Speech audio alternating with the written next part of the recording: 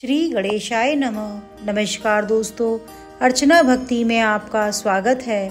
दोस्तों, आज हम आपके लिए बुद्ध अष्टमी की कथा को कहेंगे।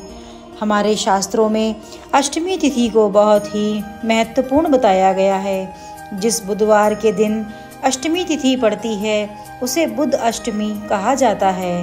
बुद्ध अष्टमी के दिन सभी लोग विधिवत बुद्धदेव की और सूर्यदेव की पूजा अर्चना करते हैं। मान्यताओं के अनुसार जिन लोगों की कुंडली में बुध ग्रह कमज़ोर होता है उनके लिए बुद्ध अष्टमी का व्रत बहुत ही फलदायी है। बुद्ध अष्टमी का व्रत करने के लिए प्रातःकाल स्नान कर पश्चात पूजा का संकल्प लेना चाहिए। अगर आपके घर के आसपास कोई नदी नहीं है तो अपने नहाने के पानी में थोड़ा गंगाजल मिलाकर स्नान करना चाहिए। अब एक कलश में गंगा जल भरकर अपने घर के पूजा कक्ष में स्थापित करें। बुद्धाष्टमी के दिन बुद्ध देव की पूजा के साथ बुद्धाष्टमी की कथा भी अवश्य सुननी चाहिए। बुद्धाष्टमी के दिन भगवान को भोग लगाने के लिए 8 प्रकार के पकवान बनाने चाहिए और इन्हें बांस के पत्तों में रखकर भगवान को भोग लगाना चाहिए। कई जगहों पर बुद्ध अष्टमी के दिन भगवान शिव और पार्वती की पूजा का नियम है। बुद्ध अष्टमी के दिन आपके घर की अच्छी तरह से साफ सफाई करके अपने इष्ट की पूजा करनी चाहिए। बुद्ध अष्टमी के दिन भगवान गणेश की पूजा करना भी बहुत शुभ माना जाता है। जो भी मनुष्य पूरे विधि विधान से बुद्ध अष्टमी का व्रत करता है उसके 7 जन्मों के पाप नष्ट हो जाते हैं। बुद्ध अष्टमी का व्रत करने से धन धान्य पुत्र ऐश्वर्य की प्राप्ति होती है। बुद्ध अष्टमी का व्रत करने से मनुष्य धरती पर सभी सुखों को भोगकर मृत्यु के पश्चात स्वर्ग को प्राप्त होता है। व्रत कथा। मिथिला नाम की एक नगरी में निमि नाम का एक राजा रहते थे। वह एक लड़ाई में मारे गए। उनकी पत्नी, जिनका नाम उर्मिला था, अपने पति के बिना राज्य से निराश्रित हो इधर उधर भटकने लगी। तब अपने 2 बच्चों को लेकर वह अवंती देश चली गई और वहाँ एक ब्राह्मण के घर में गेहूं पीसने का काम करती थी। और गेहूं पीसते समय वह थोड़े से गेहूं चुरा कर रख लेती थी और उसे अपने भूखे बच्चों का पालन करती थी। कुछ समय बाद उर्मिला का निधन हो गया और उसके बच्चे बड़े हो चुके थे।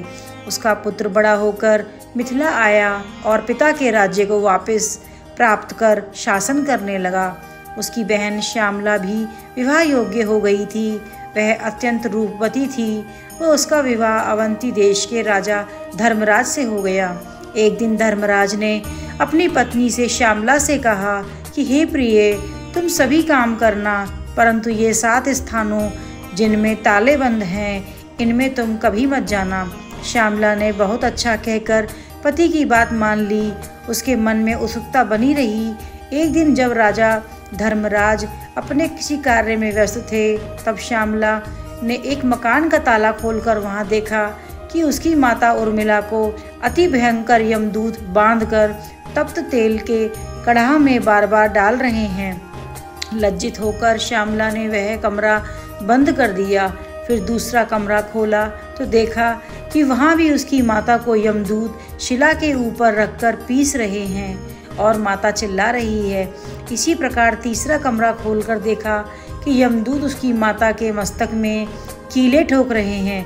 इसी तरह चौथे में अति भयंकर शवान उसका भक्षण कर रहे हैं। 5वें में लोहे के स्नद से उसे पीड़ित कर रहे हैं। 6ठे में कोल्हू के बीच ईख में के समान पेरी जा रही है और 7वें को खोलकर देखा तो वहाँ भी उसकी माता को हजारों कृमि भक्षण कर रहे हैं और वह रुधिर आदि से लथपथ हो रही है। यह देखकर श्यामला ने विचार किया कि मेरी माता ने ऐसा कौन सा पाप किया है जिससे वह इस दुर्गति को प्राप्त हुई। ये सोचकर उसने सारा वृतांत अपने पति धर्मराज को बताया। धर्मराज बोले, प्रिय, मैंने इसलिए कहा था कि ये 7 ताले कभी न खोलना, नहीं तो तुम्हें वहाँ पश्चाताप होगा। तुम्हारी माता ने संतान के स्नेह से ब्राह्मण के खेत से गेहूं चुराए थे। क्या तुम इस बात को नहीं जानती? जो तुम इस बात को मुझसे पूछ रही हो यह सब उसके कर्म का फल है। ब्राह्मण का धन स्नेह से भी भक्षण करे तो भी 7 कुल अधोगति को प्राप्त होते हैं, और चुराकर खाए तो जब तक सूर्य और चंद्रमा तारे हैं तब तक नरक से उद्धार नहीं होता।